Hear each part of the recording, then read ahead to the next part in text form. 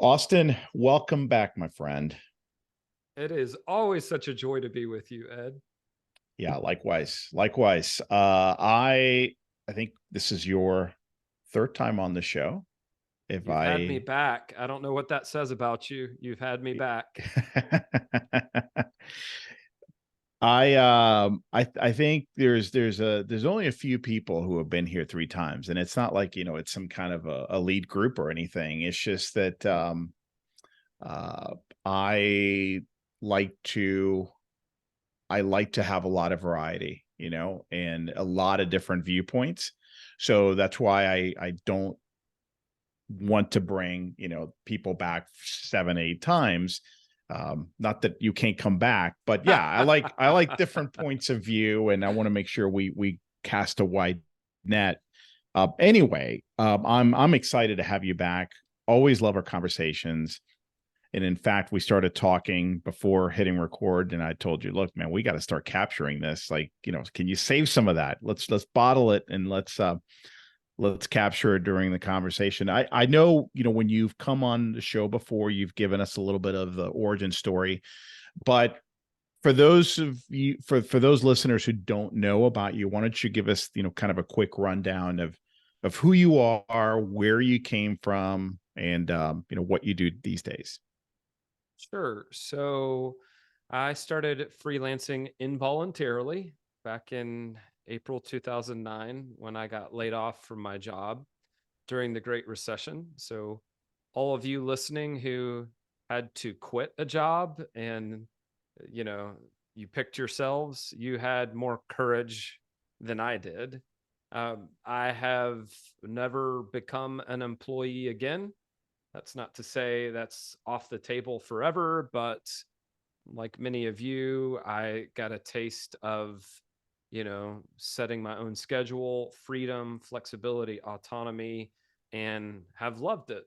And being independent has afforded my family and me the lifestyle that we love.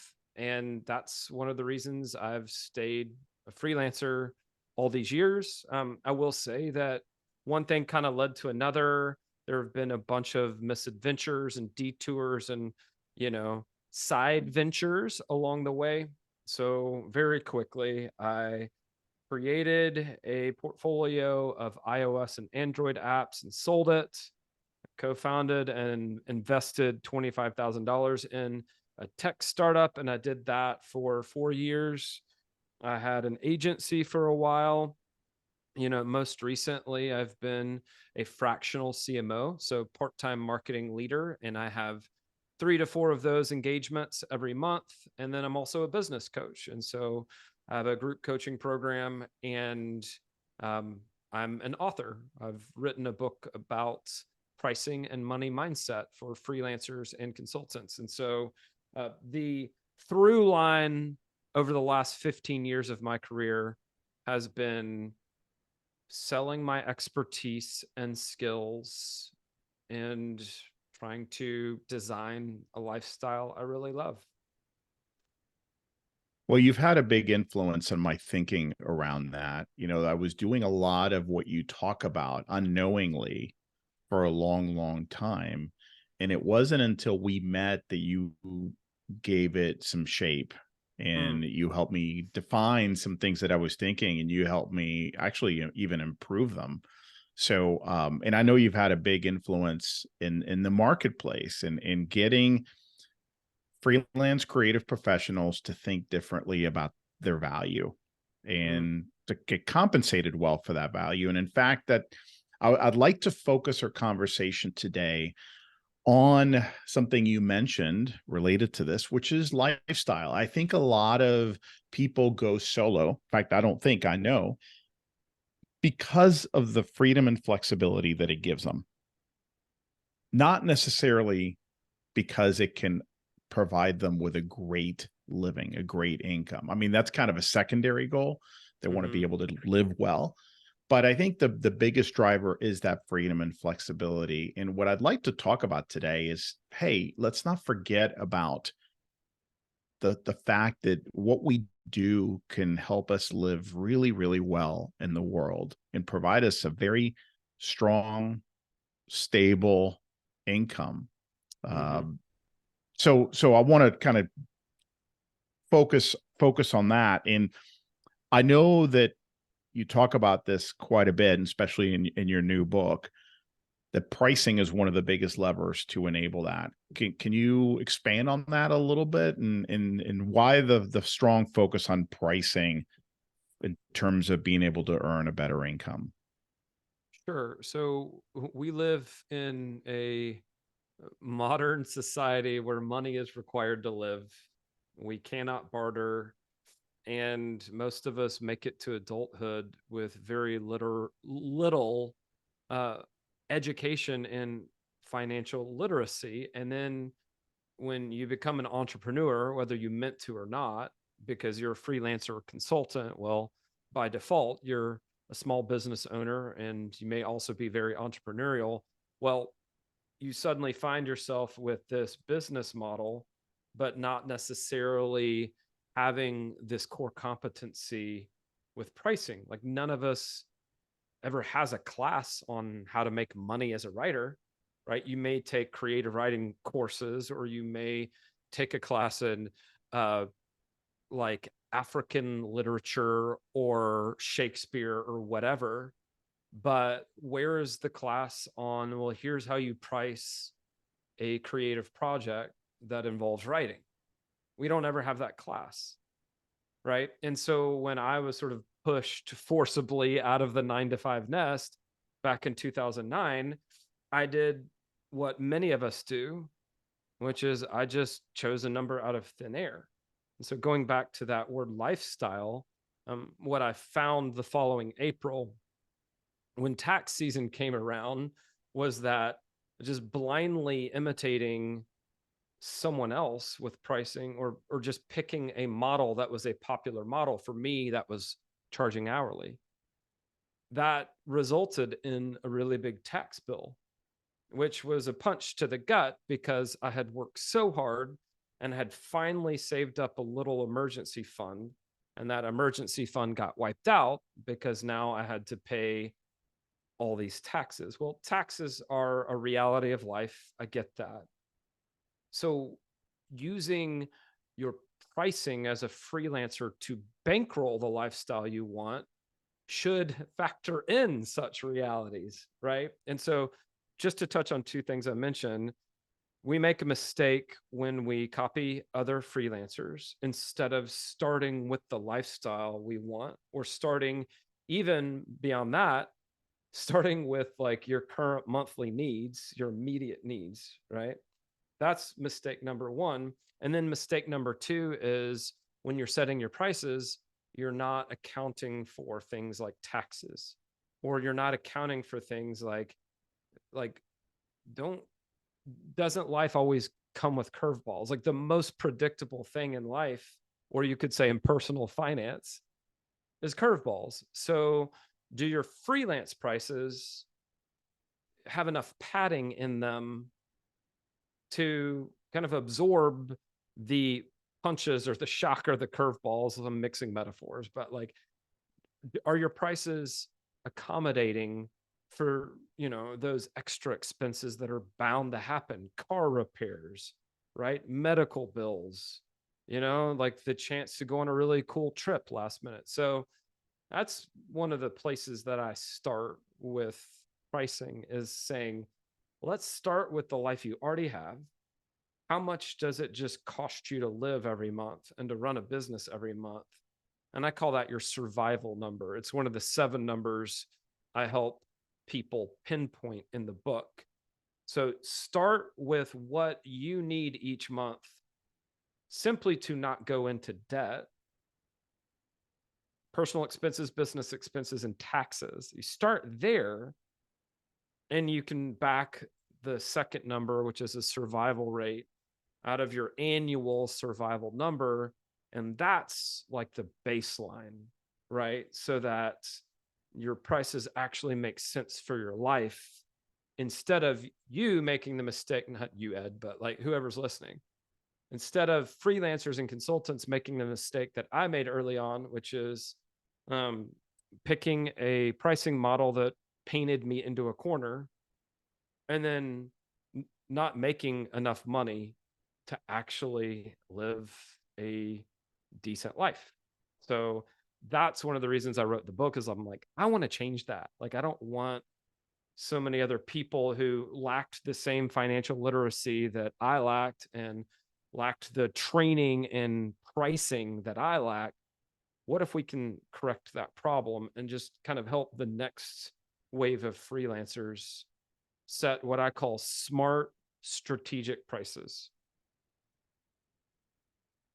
I am very surprised at how little we talk about this in our Mm-hmm. communities as freelance creatives. And when I talk to coaching clients about it, when I talk to my audience about it, um, the response is really flat, Mm, which is heartbreaking, because this is one of the most important levers for success. When I say this, I'm talking about not just pricing, but financial literacy, mm-hmm. financial strategy for your business. I mean, when you think about it, if you don't get this right, nothing else really matters, because you're not going to have a sustainable business. So That's right. to me, Yes. right, it's like being a really good CFO, chief financial officer for your business, is one of the most important things you could ever do. But Mm-hmm. I find that a lot of creatives, especially writers, don't like they're not really interested. Everyone wants to know, okay, okay, great. How do I land more clients? You And it know, becomes do you about find the same that. thing? Oh, 100%. Yeah. And I like, there's a whole chapter in the book devoted to how we form beliefs about money, and just makes a simple observation that we can't outperform our beliefs. And also, I delve into why is there this sort of gag order around talking openly about money. A lot of us grew up in households where money wasn't talked about openly. And when it was, those conversations are charged with fear and anxiety or embarrassment. So a lot of us come into adulthood with these backpacks full of heavy beliefs, and we don't even understand that other people are telling themselves an entirely different story that empowers them to go make whatever money they want to make. And here's the thing, a lot of us would love to give away more money. We would love to be more generous. And I've met very, very few freelance writers specifically who don't have really lovely dreams about what they would do with extra money if they had it.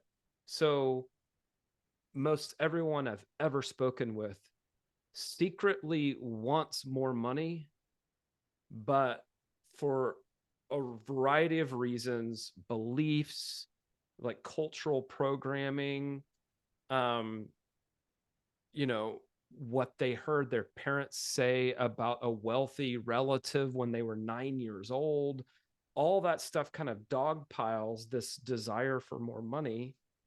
And we actually don't give ourselves permission to just vocalize that desire openly.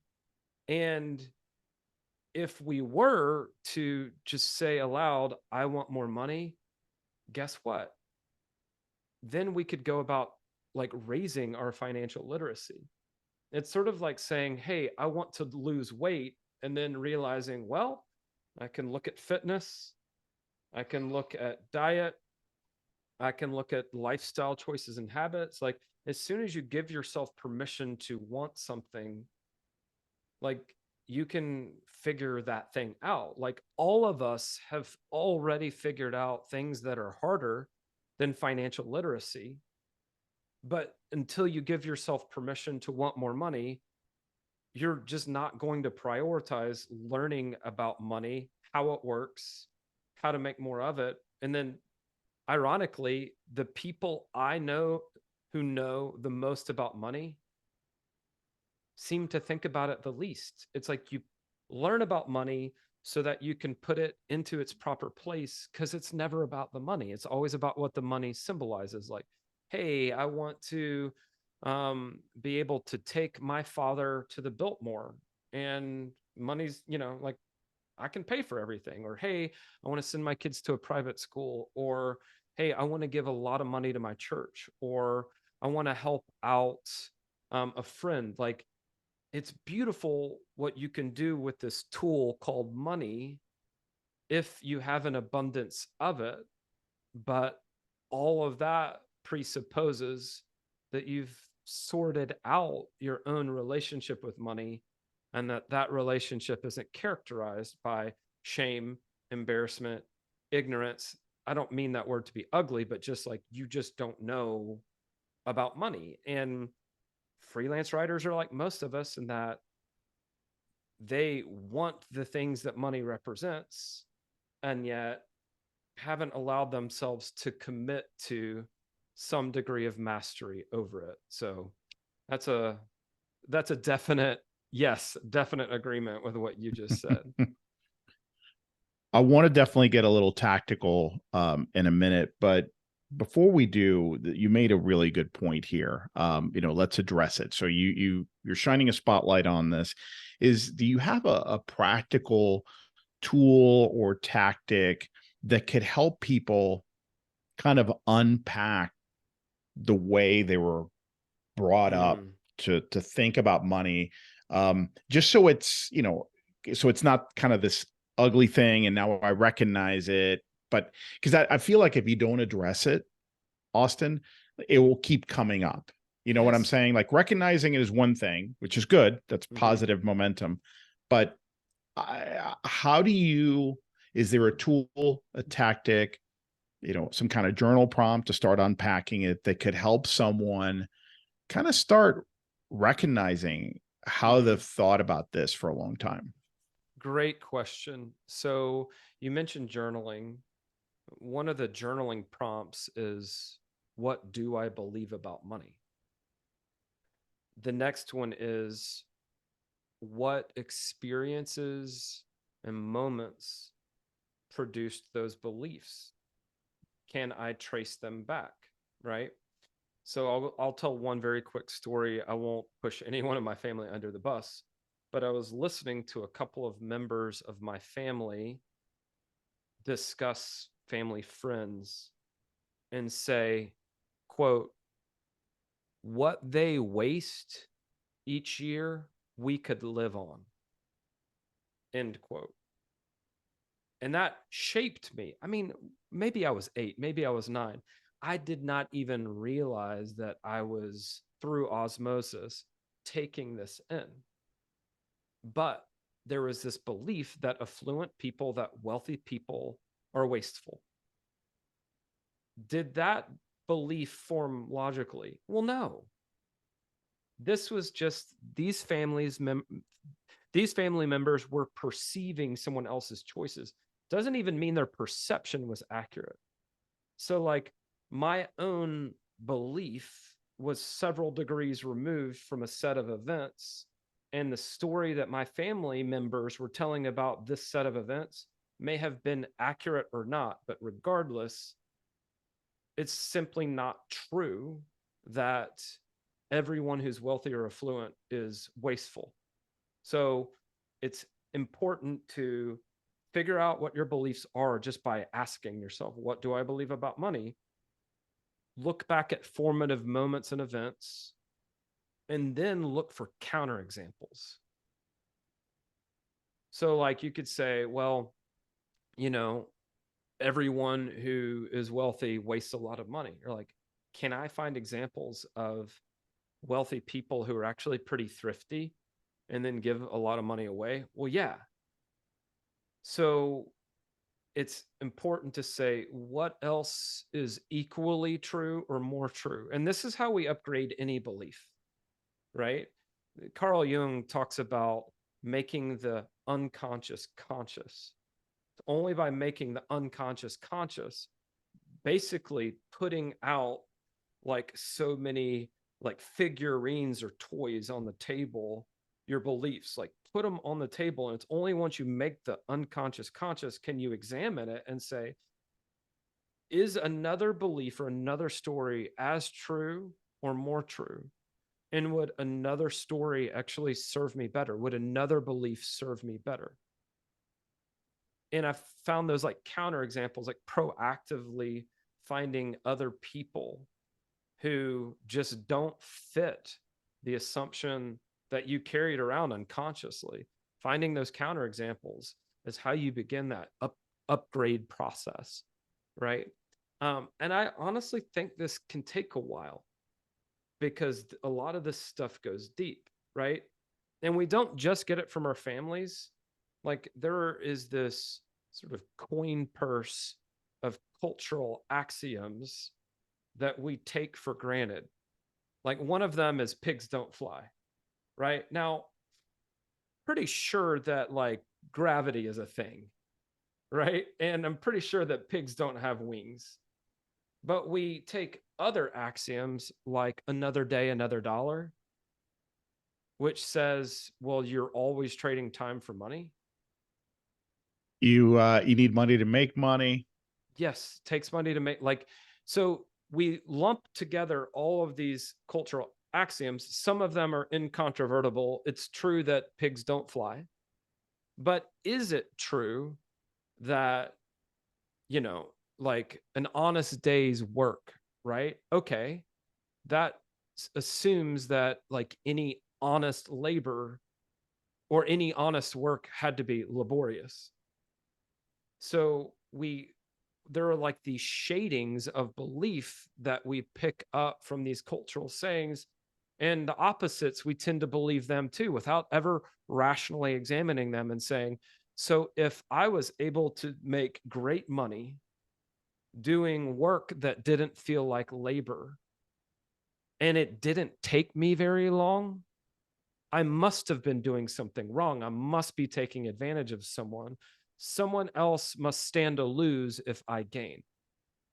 There's a defined pie, and if I have a bigger slice of it, someone else must necessarily have a smaller slice. We call that fixed mindset or scarcity mindset. It's not actually true because I've found that some of my clients, when I charge them more, they are more satisfied with my work, with my contribution, because they value my work product more. Right. So, without going too deep into all the psychology, the way that you upgrade your beliefs starts with knowing what you actually believe and then looking for alternate beliefs. And I do think it helps to have an open conversation with another freelancer, with a coach like me or like Ed, because I talk to freelancers all the time who just feel guilty about making more money. They want to make more money. They feel guilty. If we unpack that guilt a little bit, they're like, wow, like if I can pinpoint where the guilt came from and I can dismantle it, a lot of it I can actually move past because that guilt was put on me by other people, right? I had this one coaching client. She was worried about raising her prices because she knew what her dad made growing up, and she didn't know how she felt by making more on a single project than her dad made an entire year. Why should what her dad made have anything to do with her charging a fair price for the value that she creates? But I mean, come on, human beings are crazy. We're all crazy, right? No, Yeah. all this stuff isn't logical. So you have to subject beliefs to a logical process in order to make the unconscious conscious and begin moving past some of this stuff. And one final thing, if that's okay. Yeah. The people who are worried about being greedy are in no danger of becoming greedy. Money is an amplifier or intensifier, like age, pain, fatigue, power, status. There are things that amplify what is already inside of you. So, my grandmother, who's in her late 80s, was a sweet and delightful human when she was young. Age has only amplified that. people who are cranky in their 30s and 40s, guess what's going to happen as they get older? That becomes amplified. So the people who are worried that more money might actually like change me, like money doesn't change people. It just highlights the greed that was already there. It highlights the Yeah, self-centeredness already there, you know? it's the saying that, yeah, money only makes you, only amplifies the person who you really are. You Makes you truly more are. of who you already are, right? Yeah, and this is Um, why people who win, the lotto, I think only 11% still have wealth after 20 or 30 years. 89% lose it. And that's because these are people who they hadn't grown inside to match mhm. that level of financial wealth. And then So, meanwhile, and I go into this quite a bit in the book where I just kind of break down the three different skills. Like we have three different skill sets, I should say. You have this set of skills that helps you make money. You have the set of skills that helps you manage and keep money. And then there's a set of skills required to grow money. So the make, keep, grow, all three of those distinct skill sets. If you're one of those people who wants more money and yet you aren't able to quite admit that to yourself or to other people, well, you're not going to go acquire any of those three skill sets.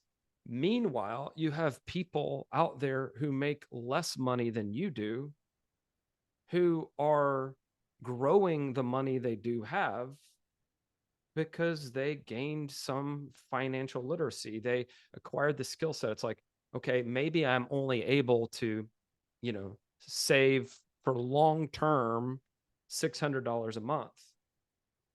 Okay, well, if you do that for 30 or 40 years, that becomes something. So mhm. it's important to, again, find counterexamples. There are people who make a lot less money than you do who manage to keep and grow that money. Why?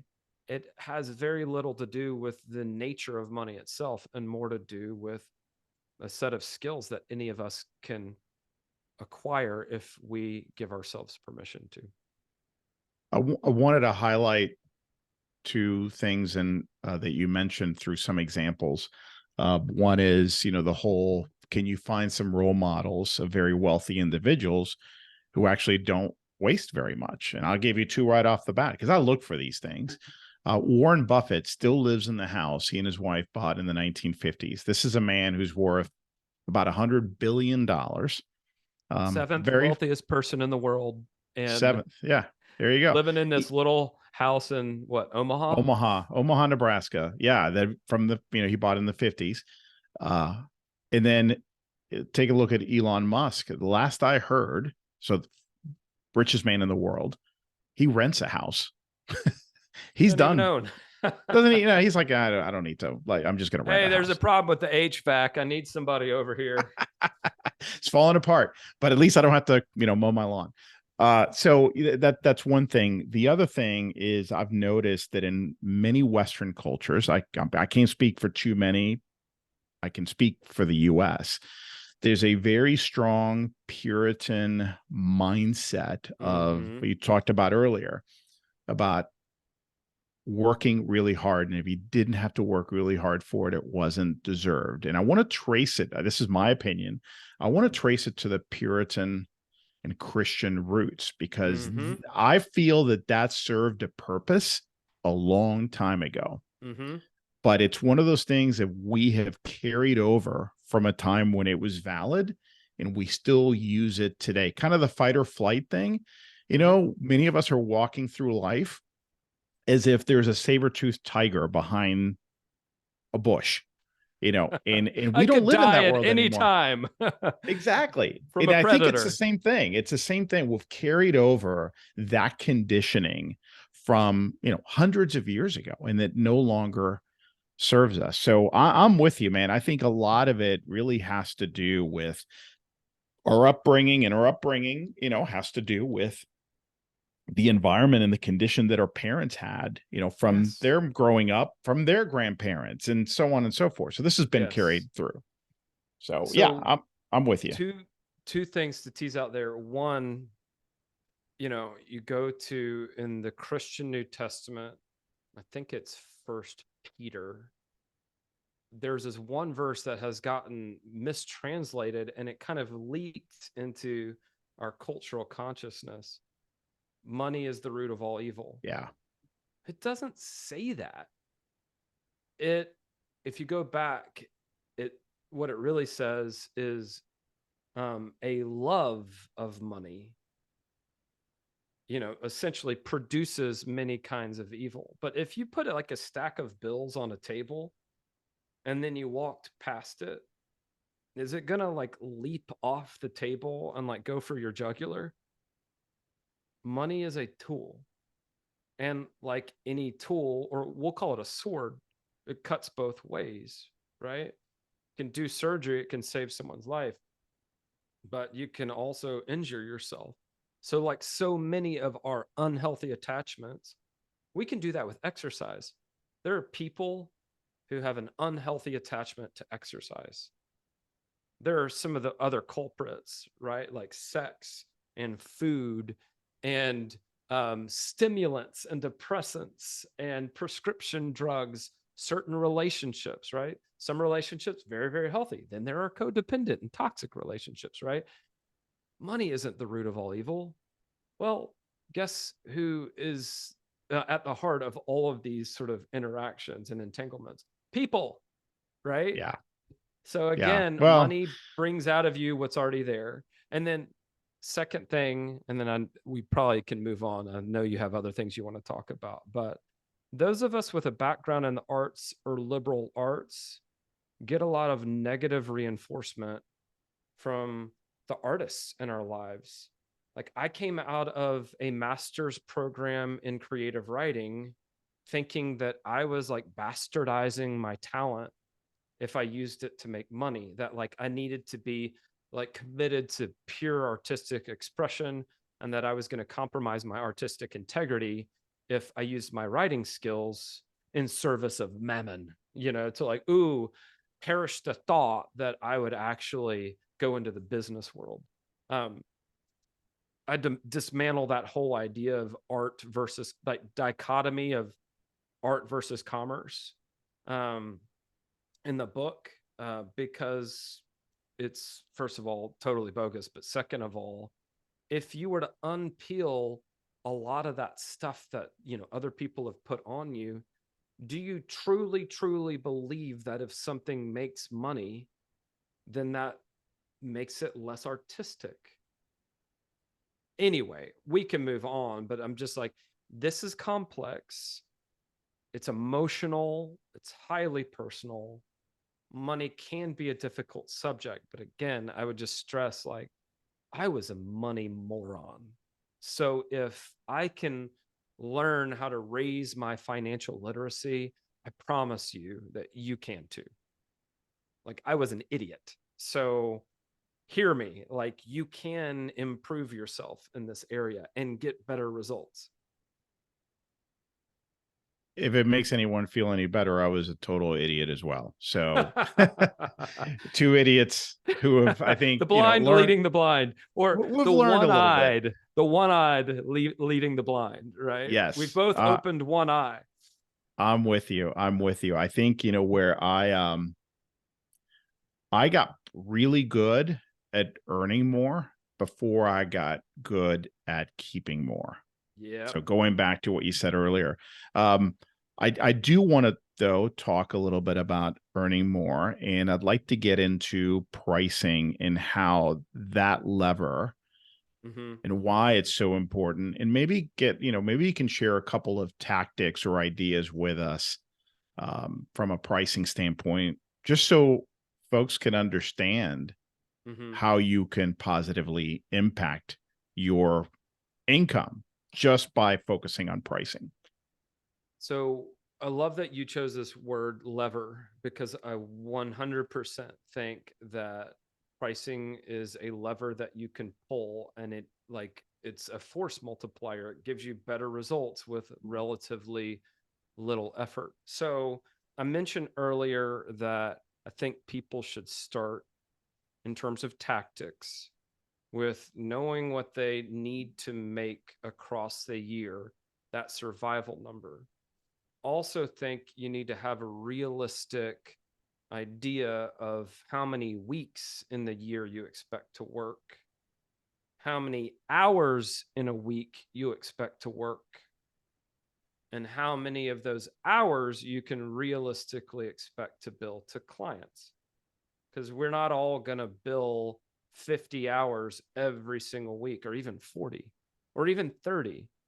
And I just don't think it's realistic to base your prices on a 40-hour work week with like 90% of those hours going, like you passing that cost on to the client, right? You're billing clients for those hours. You have to start with honest numbers. And for me, those honest numbers are like, in an average week, I might be able to bill a client for between like 18 and 28. So maybe it's like realistically around 24 to 25 hours a week that I'm going to work more hours, but some of those hours are going to be spent on admin or marketing, right?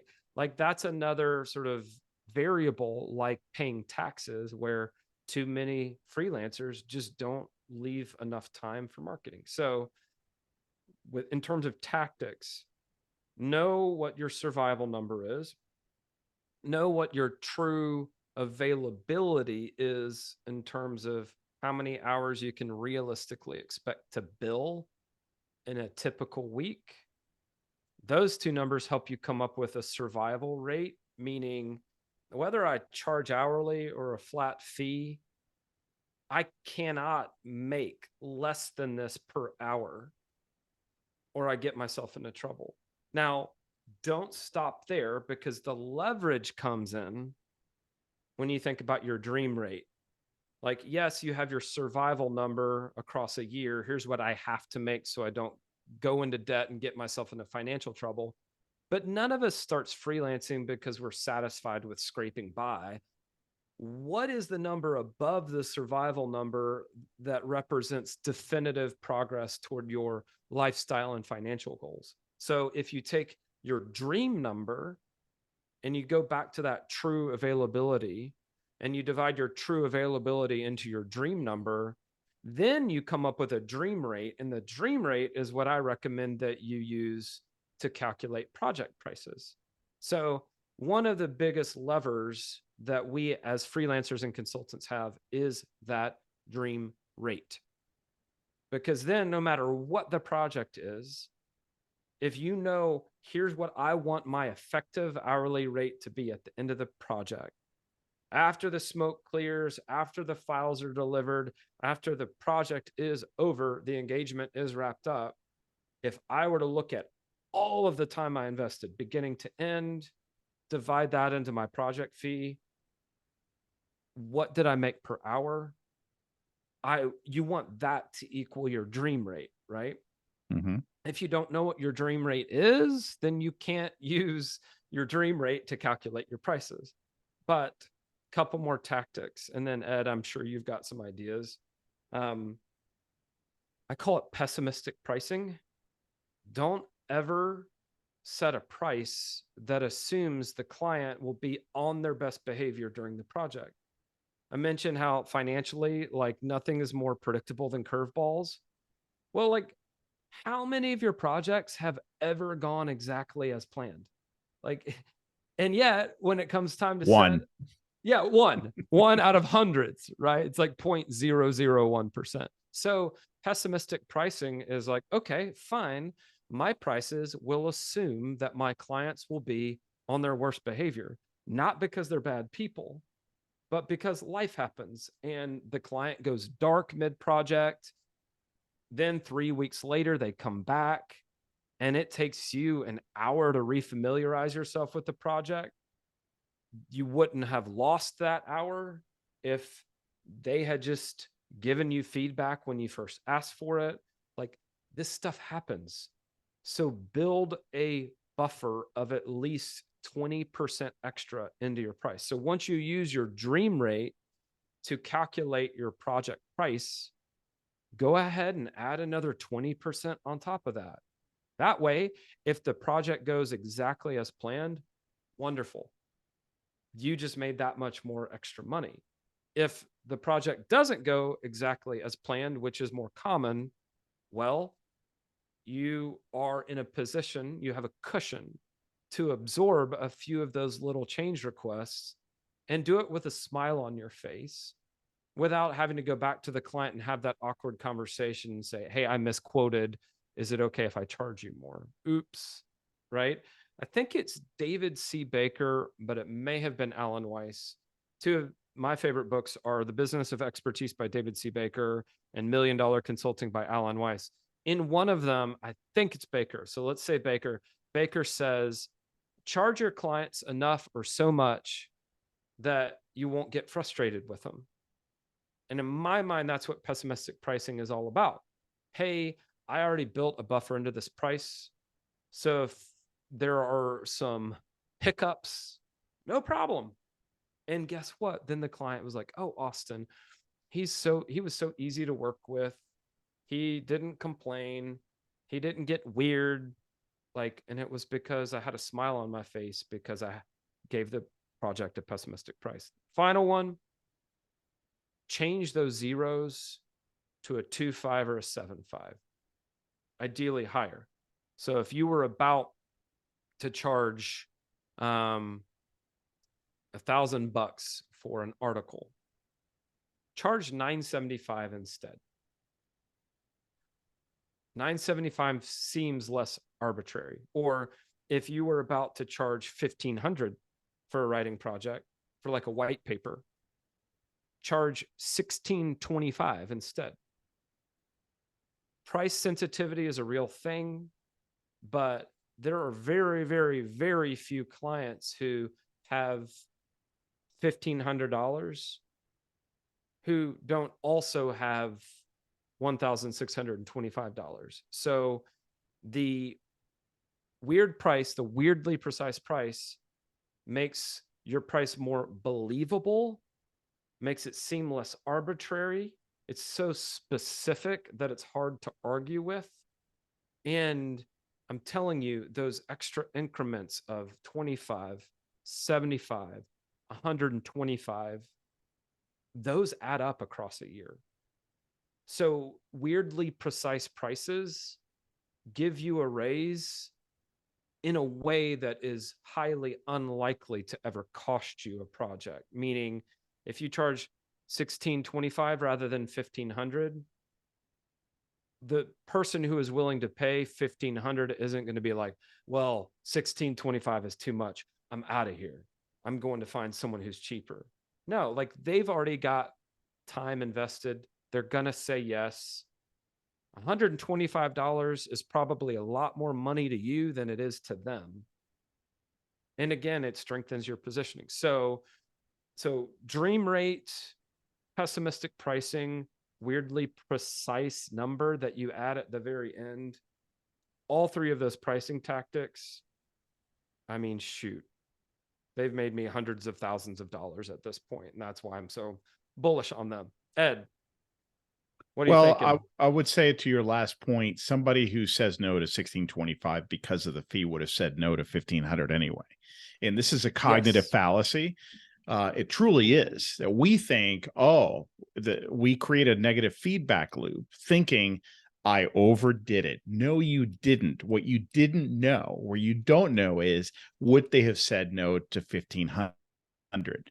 And the chances are very high, I can tell you this from being on the other side of the table, that they would have said no as well. So here's where the danger comes in. If you tell yourself, I overshot it, what are you going to do? You're going to tell yourself, next time I need to calm down. I need to be more defensive. Play it safe. So you're going to keep doing that. So it's a very dangerous feedback loop that you're creating. Be really, really careful when you get a no, and it's because of pricing, in what conversation, what story you tell yourself. The other thing is, I agree with you about the charge enough. I actually learned that from my colleague, Gordon Graham. He told me this in passing years ago. He said, Ed, charge enough for the project that when things go wrong and, like the curveball issue you mentioned, you're fine with it. And that really stuck with me. So here's how I frame it: present ed and future ed. I love it. I wear Yes. all the hats in my business, right? Guess what? Present ed is charged with marketing and sales. And then guess what? He's leaving. He doesn't have to deal with production. But I got He future left. ed. He left, you know? And by the way, I used to be present ed. So I was in corporate sales, and that's what we did. It's like we sold a deal, and then the delivery team It's up to implements them. the It's software. on you now. It's up to them. You deal with that, you know? And it wasn't that way. But of course I cared. But future ed is now got to do the work. Charge a fee or run the number you're thinking about quoting through the lens of future ed. What would future ed be grateful you charged? Okay. Mm-hmm. Or maybe another way to think about it is, in a week when you're neck deep in the project, will future ed curse your name, or will future ed want to take you out for a beer, Well done, to sir. thank you? Drinks And on in that me. kind of framing, yeah, that really helps me, because I forget about this stuff too. It's like, well, wait a minute. I got future ed to think of here. So let's be kind to future ed. He's going to quit. Future ed's going That's to right. quit if I'm not kind. So I love So those ideas. one thing that I'll throw in, like a price that you quote is meant to start the conversation and not end it, or continue the conversation and not end it. I think Mhm. so many of us are so averse to negotiation that we will quote a lower price just to avoid pushback, right? Because we're so uncomfortable with it. It causes so much cognitive dissonance. One of my coaching clients, he's a writer, and I was coaching him through the process of putting together a content strategy proposal that was, I think, 3x bigger than anything he had ever done before. And it was for an agency, and the agency came back, and the president of the agency was like, "Hey, I want to hop on a call with you and talk to you about the price." And he was so nervous. And I said to my client, like, don't be nervous. You're already telling yourself a story about a conversation that hasn't happened. This is an opportunity to learn. And how cool is it that if your price is way off, the president of an agency, like, treat this as a mentoring opportunity, whatever. Anyway, they hop on the call. It turns out their client had changed the budget. They had no issue with his price. They just needed him to find a different price because they didn't have the budget they thought they were going to get. They weren't even trying to negotiate anymore. They just said the max that we can do is 2,000. Well, guess what? This was still twice as big as any project like that he had ever sold before. So because he treated the price as a continuation of the conversation rather than as, please don't make me negotiate, suddenly he finds out exactly what their budget is. So keep in mind that if you put a price out there that makes you a little bit nervous because it's big, feels big, when the client comes back and says, we don't have that kind of money, you have a very easy response. So write this down. I totally understand budget constraints. What would you like to remove from the scope? So my So we can clients, make it work. Yes. yes, and we'll meet halfway on that. Yeah. So then guess what happened with my client? On the call, they're like, well, let's remove this from the scope, this from the scope, and this from the scope. That should get us down to 2,000. Then my client's like, great, I'll send that, I'll put that into writing, and then they'll be off to the races. Still a massive win for him because he treated the original price he gave. I mean, as much as anything, it's not trying to be provocative, but you're provoking them in a way that they will give you the real price. Yeah. And then you can have a Yeah. real conversation. I talk about, I use the hot potato metaphor. And there's just a lot of uses to the hot potato metaphor, but this is one of them. It's so they threw a hot potato at you. Here's the deal. And most creative professionals just hold on to that hot potato It's burning and my they burn their hands. hands. There is a big epidemic of burnt hands, in our The business. burnt hands So epidemic. what you just said is throwing the hot potato back. Okay, great. No problem. I understand budget constraints. What could we remove from the scope to make it work? You just threw the hot potato at them. It's very interesting. This is like an NLP thing, I believe, how you can shift and reframe the conversation, but give it direction. So note it, and people follow. If you make the conversation now about the scope and what needs to be removed, the other party will usually comply. They won't say, no, let's not talk about that. Let's talk about this other thing. Nobody says that, right? Yeah. So you are leading the conversation down the path that needs to be led in an ethical way. So you think hot potato, there's so many situations where we just hold on to them. Ask yourself, wait a minute, time out. Did they just throw me a hot potato and am I holding on to it? How long can I do this before I toss it back? Let's toss it back now. That's right. And the other thing I was going to say is, because you've thrown some great imagery out there that I think will help people remember these things. I was taught years ago, never sell with your wallet. Something that sounds big to you, if you are the buyer, may sound not just normal and reasonable to somebody else. In some cases, it even sounds too low. 100%. And it could even create doubt and fear. So don't sell with your wallet. Don't ask yourself, if I were in their shoes, what sounds too big? You're not the one in their shoes. You have no idea what kind of budget they're working with. So be careful. Stay out of other people's wallets. And that really stuck with me because up until the point I heard that was a huge part of my pricing process. Is I would look at the number and ask myself, how do I feel about this? Well, guess what? I would look at my wallet. That would be one of the first things that I would use in that gut check. And that is a huge mistake. Yeah. I think it's Dan Kennedy who said, if when you think about your price, and it doesn't almost make you laugh crack out a smile. loud. Yeah. I forget, I'm screwing up the quote, but it's like your price needs to make you laugh or crack a smile because it seems borderline absurd. But it's just such wise advice to say, don't think you know what other people can afford. Yeah, I'm with you. I'd like to, as we start wrapping it up, get your take on something a little different, but it's tied to this. The future of our industry, specifically freelance creative services, freelance writing, content writing, copywriting, a lot of changes. We've seen a ton of changes this year.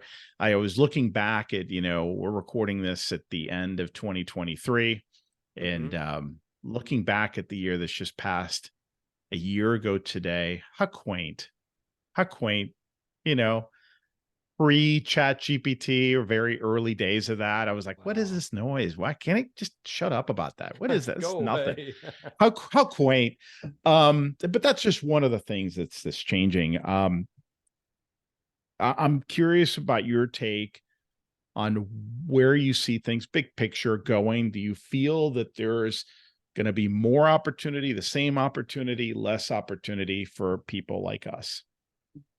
I think there's more opportunity, especially for those people who commit themselves to a mastery of available tools. It's just like financial literacy. It's like people dumber than you have figured out how to keep and grow their money. So why not you, right? People dumber than you have figured out how to leverage AI and some of the incredible tools out there to enhance what they're already doing.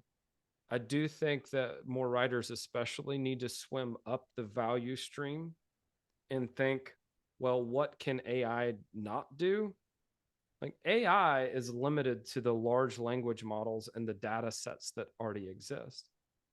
What AI cannot do is say, what are the best ideas that this organization has? Can I be something like an archaeologist and just unearth the ideas? And so the ideation, the strategy, diagnostic work, planning, like that's the sort of thing that AI cannot do well.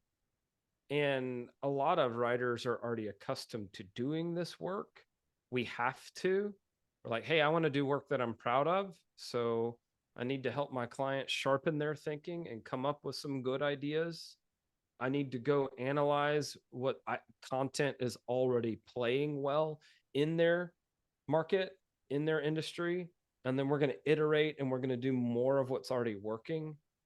Like we already have to do that, but we're just not charging appropriately for it. So leverage the tools, swim up the value stream. You and I are both very gung ho about having an initial strategy, planning, or diagnostic offer.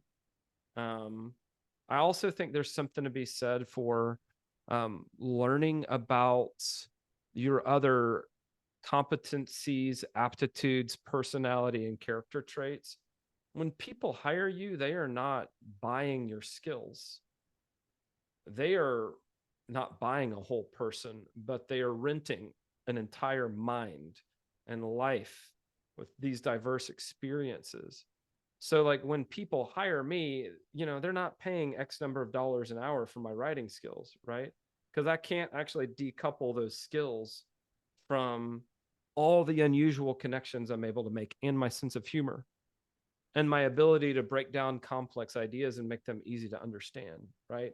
So I think final thing is the writers who are going to be not only competitive, but the writers who are going to thrive are going to be the ones who look beyond their skills and beyond high quality work and say, what are my other differentiators? I need to bake those into my positioning. And when people hire me, it's because they want to hire Austin. Yes, I could go get Chat GPT or Byword or any of the other AI tools. I can do some low level stuff, but they're not going to understand brand voice the way Austin does. They're not going to understand how to craft an incredible headline or hook the way Ed does. Or they just don't have Ed's empathy. Or they're not able to, they don't have the expertise in my industry and the nuances of my target audience.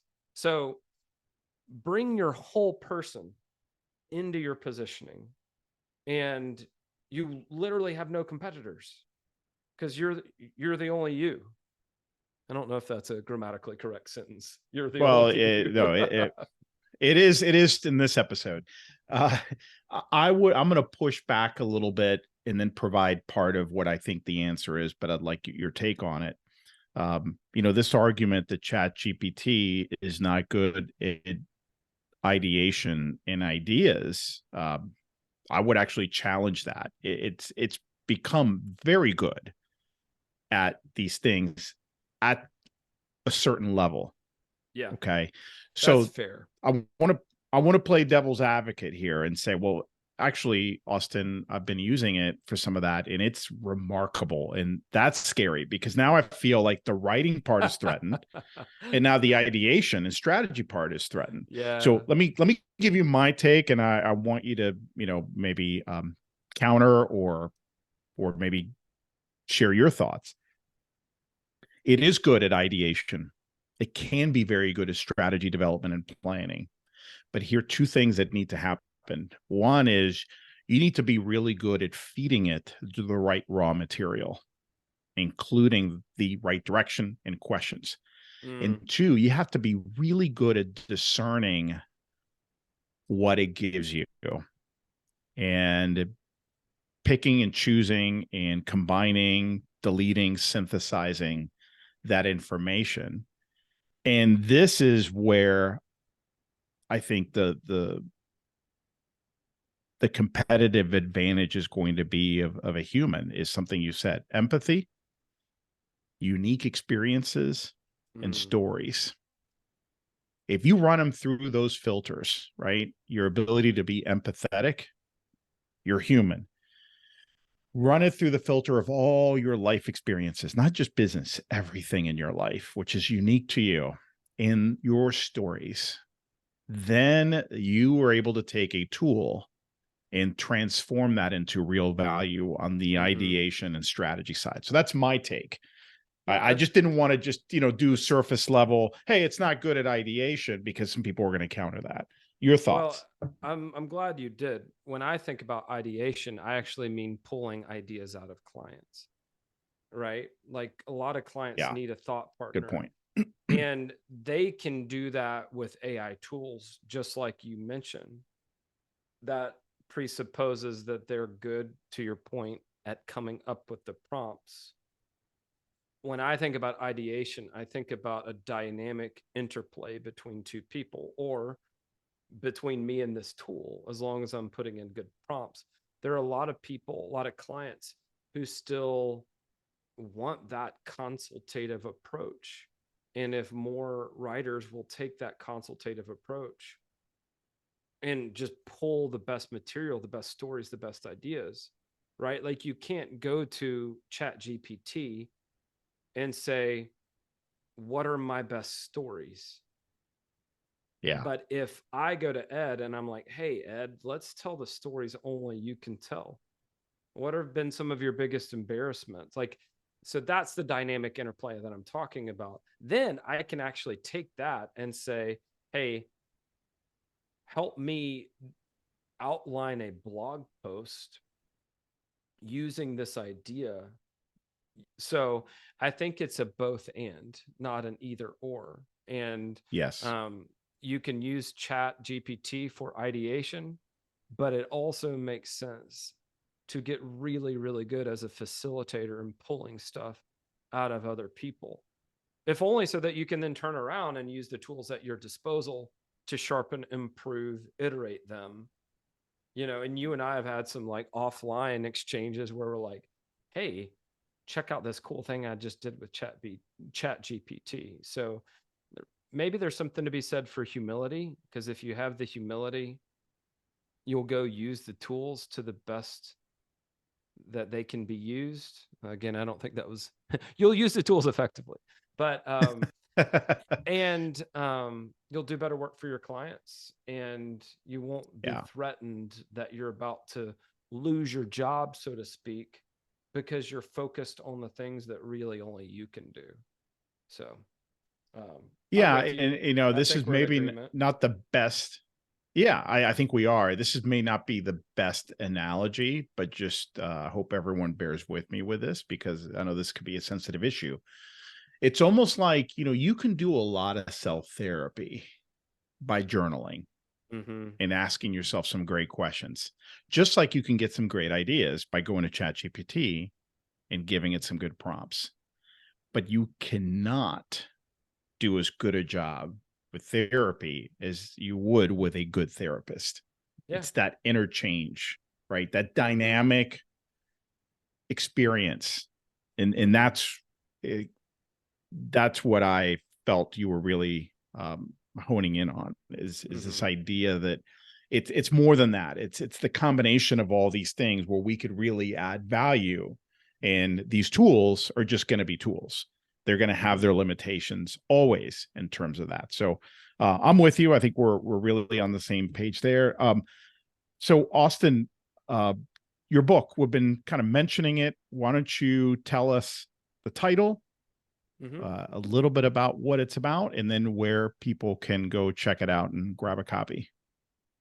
So the title is Free Money: 9 Counterintuitive Moves for Life-changing Freelance Income. And you can go to my website, austinlchurch.com /free-money-book, I think. I'll make sure the Ed gets the right link. You Okay. can also just go to freelance.com, which is my coaching site, and find the book there. But the first half is the pricing methodology, right? The 7 key numbers that I think people need to pinpoint in order to have smart strategic prices. It's a step-by-step process. So you go through the first part, which is pricing. And it's like, all right, now you've got your pessimistic price with your weirdly precise number on top of that. But it's very different, like knowing what you need to charge and actually going out into the free market and commanding those prices, like actually landing the projects. So the second half of the book gets into wayfinding, like what is the money even for? Like, what do you want your life to look like? It gets into money mindset. How do you make the unconscious conscious? Which limiting beliefs about money are most common to freelancers, and what are some alternate beliefs that may serve you better? Then I get into, I call them vitamins, but it's just how do you like, what are the principles and best practices? How do you like negotiate and advocate effectively for your needs? Like, some people are just better at winning bigger projects than others. Let me give you some of those insights. And then the final chapter is actually there's an FAQ section where I'm like, I think people just need to get some questions answered in a very matter of fact way. So I did that. And then the final chapter is, I call it Victory Lap. It's the pricing process again, but distilled way down, because guess what? Over the course of your freelance career, you're going to change your prices multiple times. You don't have to reread the whole book. Just go to the final chapter. So I'm proud of it. I think it's going to help a lot of people. And I certainly hope people who buy it just follow the steps and make life-changing income. I completely agree. So I was fortunate enough to have read an early review copy of the book. And guys, I got to tell you, top notch. This belongs on your bookshelf. Even better than that, this belongs next to your reading chair. And it's something everyone needs to read and implement. Strongly recommended. And not just because Austin is my friend, truly is an amazing piece of work. So, Austin, I know you spent many months working on it, and it shows. It totally Thank shows.